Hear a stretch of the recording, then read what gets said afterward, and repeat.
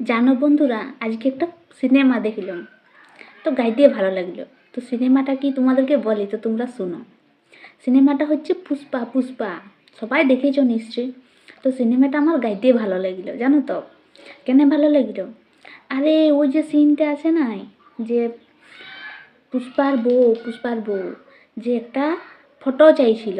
Photo চাওয়াতে যখন photo দিল না, তখন সে ফটোর জন্যে পুরা মন্ত্রিসভাটাকেই পাল্টাই দিল, সিএমটাকেই পাল্টে দিল গো। সিএমটাকেই পাল্টে দিল শুধুমাত্র একটা ফটো চাওয়াতে। তুমি ভাবো, সেই সব ভাগ্যবতী নারীগুলো কতটাই ভাগ্যবতী, হ্যাঁ, যে একটা ফটো চাওয়াতে তার বরটা তার এক কথায় সিএমটাকে পাল্টিয়ে দিল। বলি এইরকম স্বামীগুলো সিনেমাতেই পাওয়া যায় গো, সিনেমাতেই। আমাদের বরগুলোর পকেটে একটু টাকা চলে আসুক, সিএম তো দূরের কথা, পাইলে তারা বউটাকে না পাল্টে দেয়। হাতে একটু টাকা চলে আসুক না, বউটাকেই পাল্টে দিবে।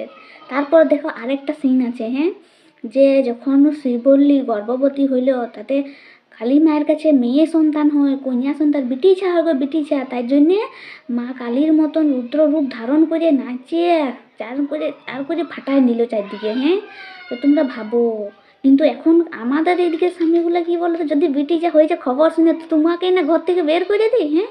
তো ঘরে আগুন লাগাই দেওয়ার মতন কেস। কি আর বলবো, তাহলে ভাবো সিনেমাটার মধ্যে কতটা দম আছে। সেই সব স্বামী, সেই সব ভাগ্যবতী স্ত্রী কোথায় পাওয়া যায়? একমাত্র সিনেমায় পাওয়া যায়। বাস্তবও আছে কিনা জানি নেই, তো আমাদের ভাগ্যে তো সেই সব নাই, কি বলবো বলো। তো আমার দুঃখটা তোমাদের সাথে শেয়ার করতে এলাম। তোমাদেরও কি এরকম অবস্থা বলো একটু কমেন্ট করে। আর সিনেমাটা কেমন লাগলো সেটাও তোমরা একটু জানাবে।